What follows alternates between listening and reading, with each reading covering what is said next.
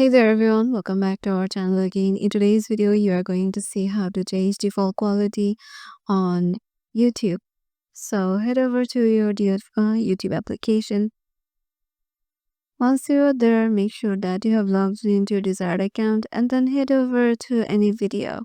So suppose I'm going to head over to, let's say, this video. So once you are there, you will find some ad.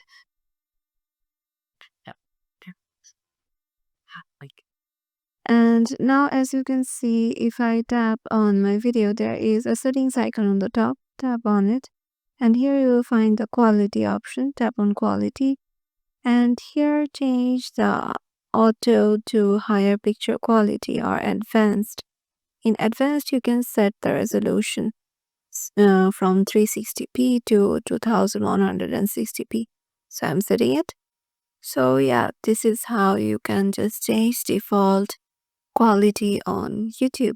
Hope this video will help you out. If you have any questions regarding this, make sure to comment down below and we will reach you out.